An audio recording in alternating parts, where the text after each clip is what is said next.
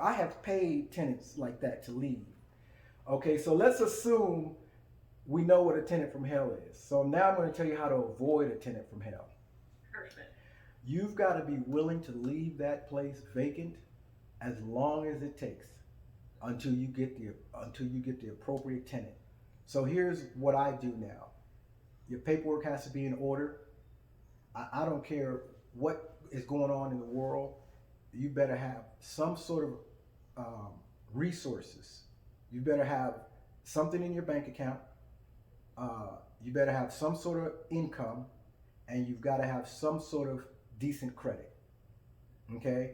Uh, as far as the excuses and all that, I love to hear them because as I hear them, you're telling me where you belong. You belong on the "you're not getting it" list. Okay. So what you want to go for now, and it may sound cruel, and what you want to attract, you literally need to attract the most stable person that you can, and you need to figure that out before you sign that lease. Okay. Do Okay. you go do you even go further by like contacting employees, previous landlords? I mean, Yeah, what I do is contacting previous landlords is as weird as this is going to sound. Um, I don't put too much on that because when a landlord is dealing with a tenant from hell, what do you think they're going to tell you when you call? they were Oh, perfect. no, Take them. I hate to see him go. I hate to see him go. Right. No, so I don't put too much stock in calling their landlords. I put more stock in, I'm looking at 3 months of your bank statements. Yes. Okay, I'm seeing what your ending balance was 3 months ago, what your ending balance was 2 months ago, and what your ending balance is now. That's going to give me a little glimpse into the type of person you are. If you tell me that you were over here paying rent, you were paying 1,800 a month at this place, then I'm looking for those rental payments. I'm looking for proof of that payment. Okay, if you tell me you drive a whatever car it is, and you put on the application that your payment is 350 a month, I'm looking to find that to see how you pay your bills. Is that 350 coming out on the first, or is it coming out on the 10th or the 11th? Right. Is that 1,800 coming out? Is it missing?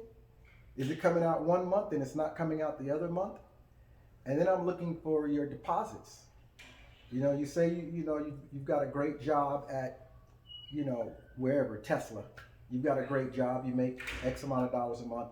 I need to see some deposits going in that reflect that. So I'm not just taking a client's lip service. Correct. You know, Because numbers don't lie. People do. exactly, Right. exactly.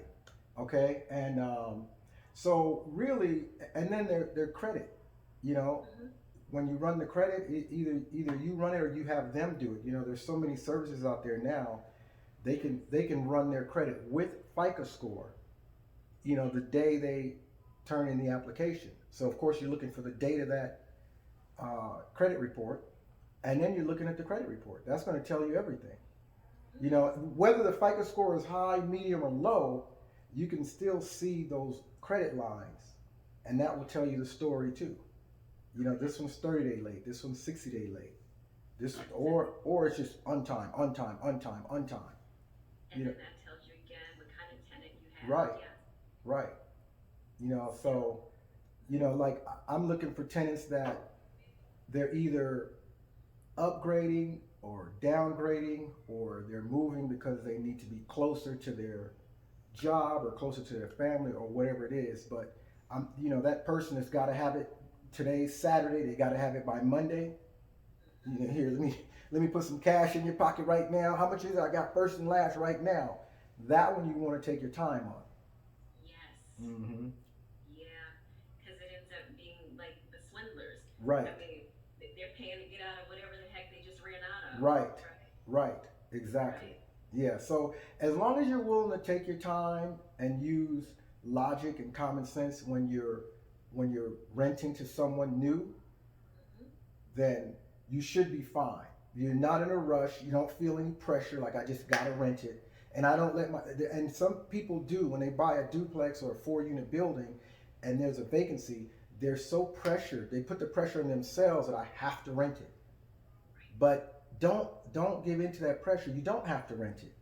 You need the appropriate tenant. That's what you have to do. I have to find the appropriate tenant. And when you find that right tenant that's the perfect fit, you'll sleep good at night.